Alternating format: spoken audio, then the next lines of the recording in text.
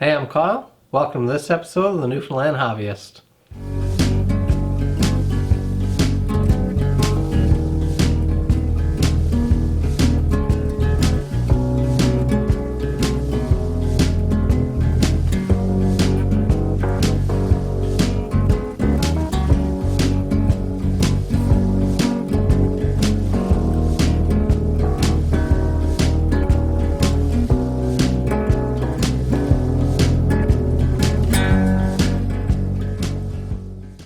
So what I have here in this old broken down box is not country ribbon chicken. It's actually something that's much more special to me, and it's something I've been looking for a long time.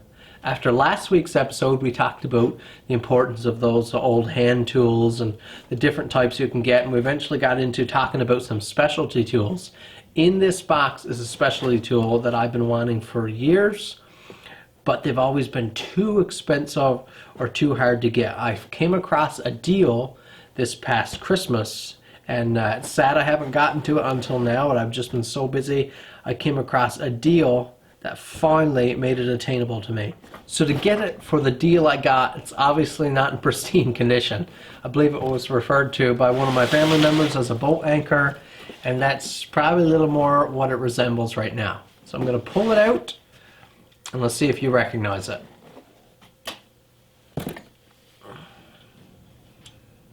What is this old contraption? So what you're looking at here is a magnificent piece of technology in its day. You might be able to tell that it resembles something like the plow plane, the record plow plane I have that I showed you in last week's episode. It does something like this. This is a Stanley 45 combination plane. So it makes those plow plane type cuts plus so much more, as you can guess by just the mess of parts that are on this thing. Along with it, making it even more special, and this should help you gather exactly what this plane does. We got two old boxes. Now they're in real rough shape. I'm gonna fix them up, or these are old card boxes. I'm probably gonna build some nice little wooden boxes for them eventually, but this should help you see what this plane does. So perhaps to some of you this is not strange or unusual at all. Maybe you know exactly what this is. Maybe you've used them. I have never used one of these. The first one I'd seen in person was at the place where I bought this one. So just to tell you my lack of experience. This old combination plane takes any of these bits here, any of these irons, and each one does something a little different. So we do have our standard straight blades like we see here. So this is like my my record 44 would use. So just your straight plow plane iron to allow you to cut a groove or anything where you could use a nice straight edge like this. If we turn this around, it's a little bit tough to get back in here. If we turn this around, we've got a whole bunch of crazy stuff. So let's look at these. We have some little cove irons. They're not in too bad a shape. We have smaller ones, all different sizes of cove.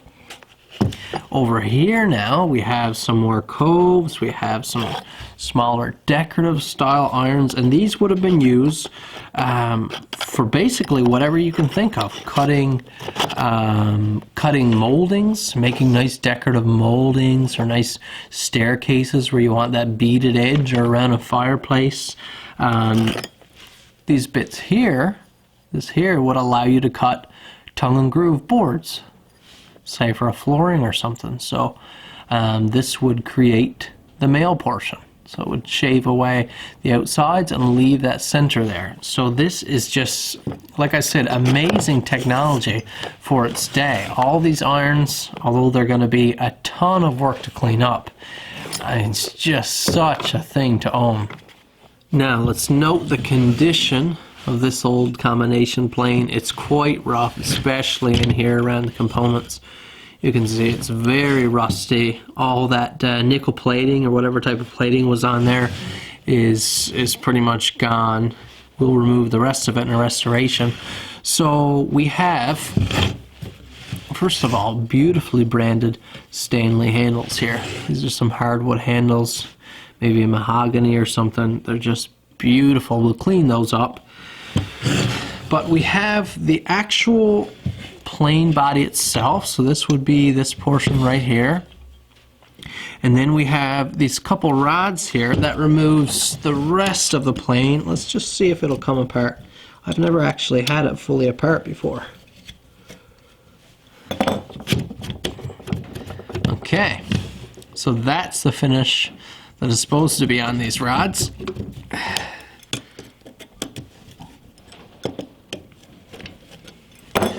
Gotta make sure we don't lose any of these parts.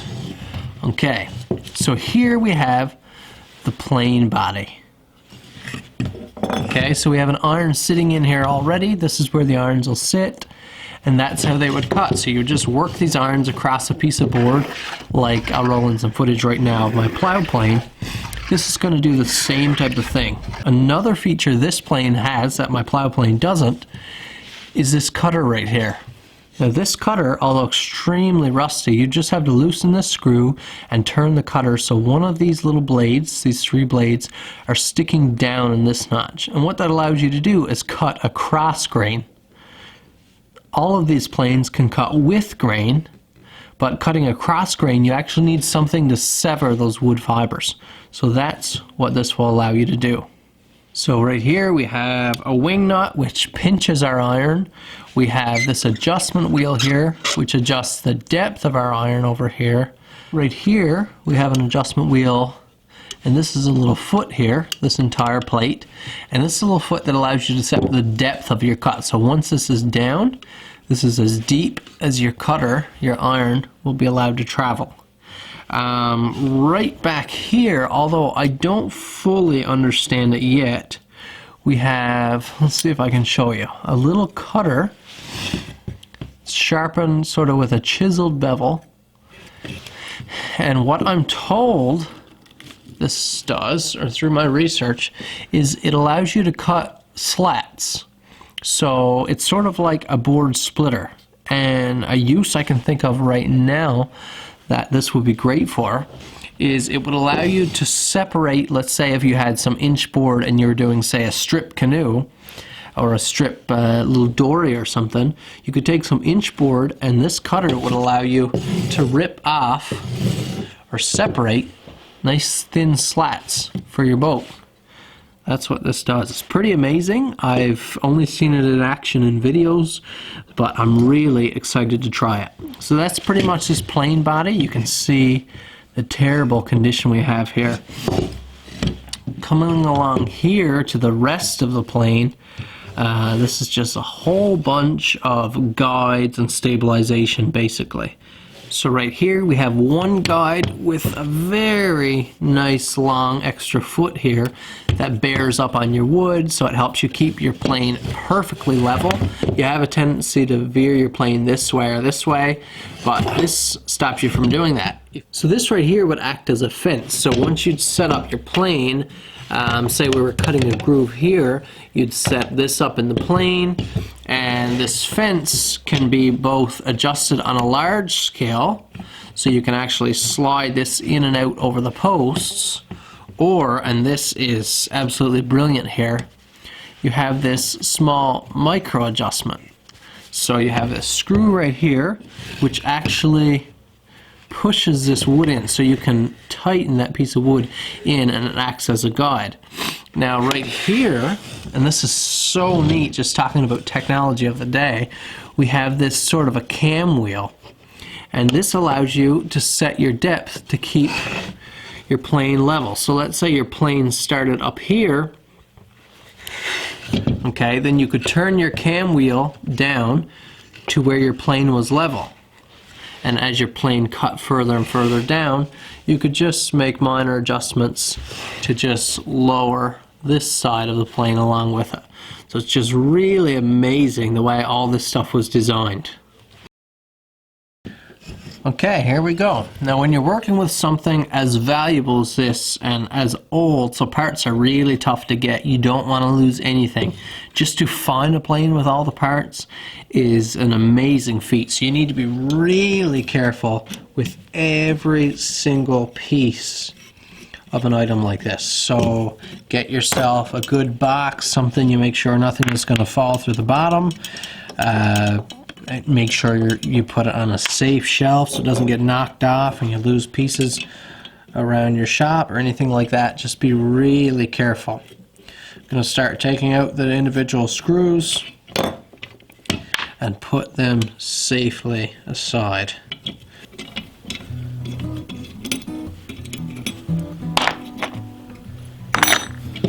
So now we have this plane body stripped down completely bare bones. We haven't touched any of the fence or posts or anything yet. Just a plain body, and it's looking really rough, especially the fence down here.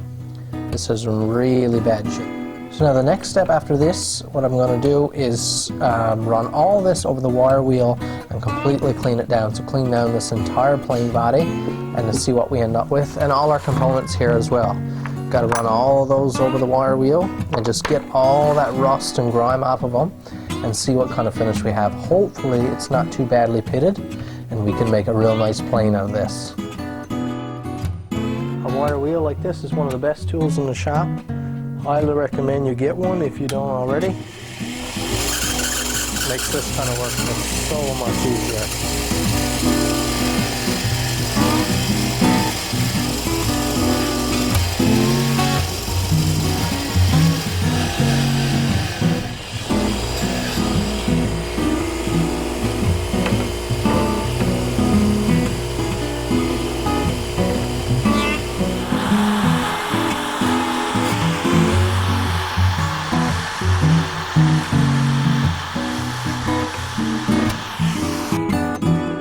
Here's the finish we have now.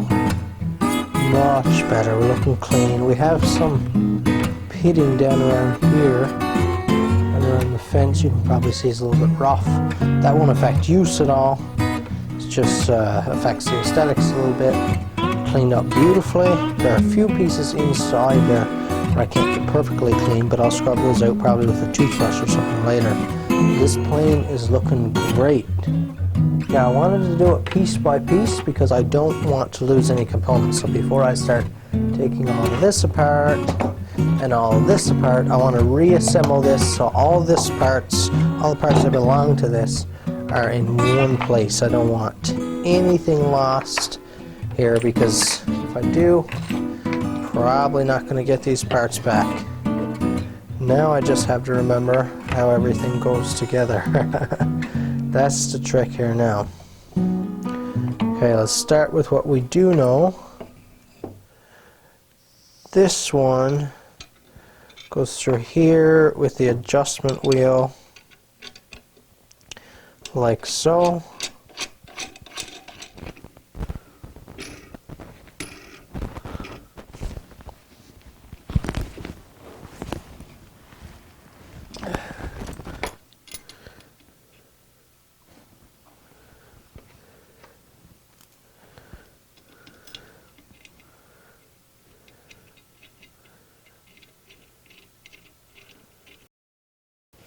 So the next thing I'm going to clean up here are these two posts. We need these clean, so once we start doing the other pieces we can slip them on over. So I don't think these will be too tough at all. I'm going to run them quickly over the bench grinder, just a brush, clean all that mess off of them. These have a heavy coating of rust. Once I clean that off, we should be able to put them in the plane and then work on the other pieces. So that's quite a difference, wouldn't you say? These are so nice and slick there now. We can just feed them right through the plane body here. Where's our screwdriver? And we can just tighten these in. And then this is what will hold our fence components. This is just a lovely system that I'm used to already from the record plane. But it's the pieces out here that make this plane a little more intricate. So just have a look at how nice that is. And now we have one fence and another fence.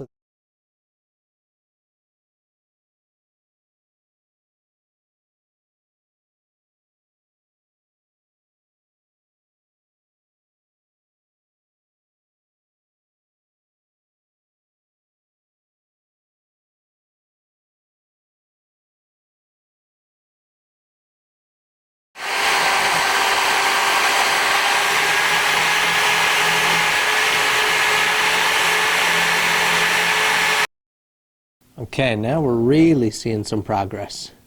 We got this post cleaned up and I got the rest of the fence cleaned up there. But if you remember, we had this little cam wheel, which now slides on there very nicely, and that's used for leveling up the plane. So you can see now that it's sliding smoothly exactly how it would work there. You can just rotate this wheel and tighten it in until your plane comes up level. Now what I found so interesting about this was, when I took it apart, so we have a little screw that goes right in here, and our post goes through here, but what actually pushes on the posts is this little rod of brass. So that little piece of brass just sits in there kind of loose floating, and this screw is what tightens that piece of brass inward. And you'll notice once I get in so far here now, you see that brass starting to emerge, and that's what pinches against our steel rod. Because the brass is softer than the steel, it won't scratch up our steel rods here. So I just thought that was such a nice little feature here on this plane.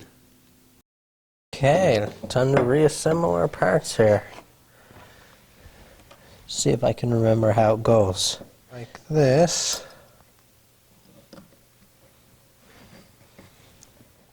I use my beautiful brass screwdriver here.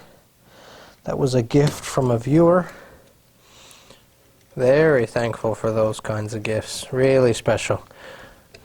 I have something now, a cool memory. Someone was able to, kind enough to give me this, and then it's just a beautiful tool, a joy to use. Lovely piece to add to my collection. And you guys know I value this stuff so much, so it's just a real treat. I didn't do anything with the wood on this plane just because I don't need to. I'm going to leave it with the character it has. I'm not going to mess it up or sand it down or scratch any finish off. Just going to leave it just like it was made, original condition. Secure. And now, okay, so I'm just going to throw a little bit of oil. Really any kind of oil will do, but you need a little bit of oil on these slides, because bare metal on bare metal, and these are machined pretty good, so they tend to want to stick together a little bit. Just a little grease of oil, just a little bit, enough to make it nice and slick when you feel it like that. And then, pure joy right here, right now, we can bring this plane back together, and right at this point we have a full functioning working plane. Isn't that nice? Look how nice that fence cleaned up. Not looking like a boat anchor anymore.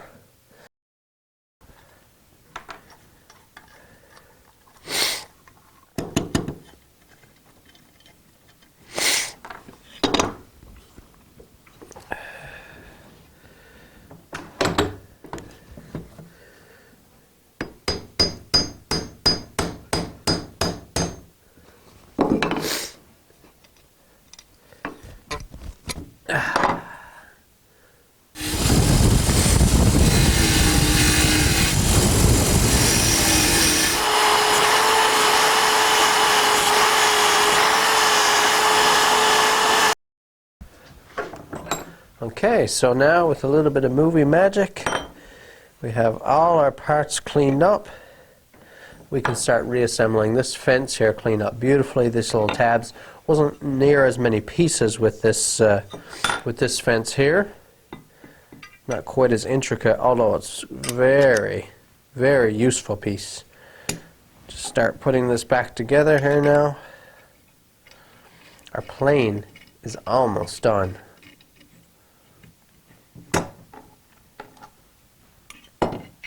Okay, so now we can really see what we have here. This fence is all cleaned up. It's a little bit rough looking, but that's just because of the pitting and stuff. This is just beautiful. That foot is certainly not seized now. You can see how it can extend out there through the bottom of the plane, which is just awesome the way this whole system works. Just look at that. Man, they just... Going back to the value like we talked about in last week's episode, mean, you just can't get this anymore. This just doesn't exist anymore like this. There are a few companies making things something like this. I know Veritas is the name of one that's doing something like this, but just look at this big hunk of steel. It is just marvelous. So let's just compare here. We have our Stanley 45, our big Stanley combination plane with the dual fence and this little cam leveler here. Just a beautiful setup. And then we go over to my Record 44, which is a beautiful little plane as well. I mean, these two pieces just don't compare.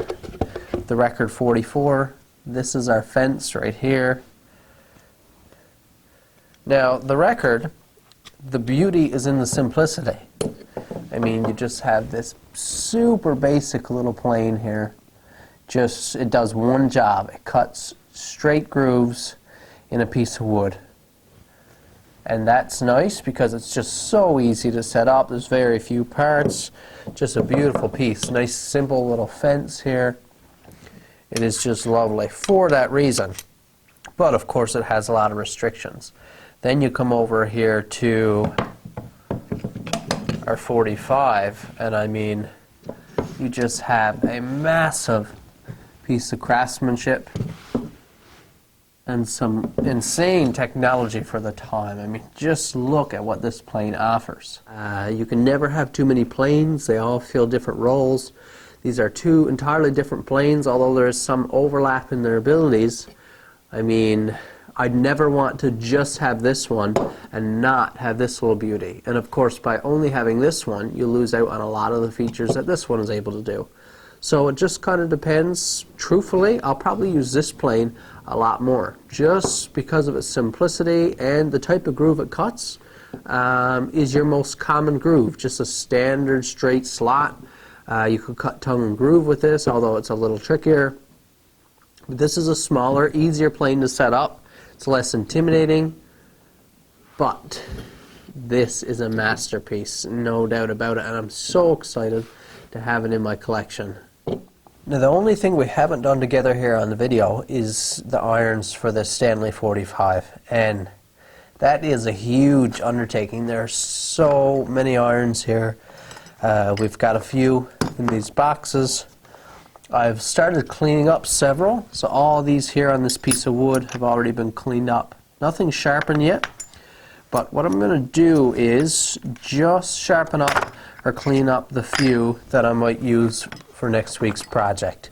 So I'm not going to clean up all the tongue and groove ones because we're not going to do that. That's a big undertaking. All these straight edges here, I've already got those ready and sharpened for my Record 44, so I'm not going to touch those right now. I am going to sharpen up and clean up some of the cove bits here. These are beautiful. They clean up really well, but unfortunately there's some pitting there. Not much you can do about that. But we can sharpen them up, clean them up, and make sure they're performing really well. Then we can give this plane a try and do a little bit of practice for next week, because you never want to try a tool like this for the first time on your project. These tools, some of them take a lot of technique. I know it took me a long time to get good at using my Record 44. Although I am pretty good now, it just took some practice for sure. So let's sharpen up a couple of these irons and then we'll give it a try. The back of the iron flat on some sandpaper and just work it a little bit. Circles forward and back. We're going to remove just enough so that we have a clean flat surface. And there we go. That is a 2000 grit polish. Just a quick polish. Now with my 44, you're much better off working your way back. So I'll make a cut here and then pull back just like that.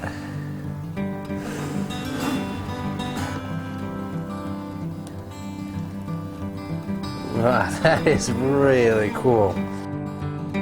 Just look how pretty that is with just those few strokes. That is just fantastic to be able to do that.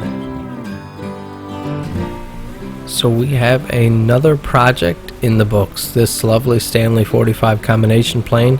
It's a plane I've been hunting for a few years, and I'm so proud to finally have it in my collection, and not a week too soon. We're about to dive in next week to an awesome woodworking project. We're going to be working on a keepsake box for my daughter. So that's going to be very exciting. Make sure you tune in next week to catch that project on the Newfoundland Hobbyist.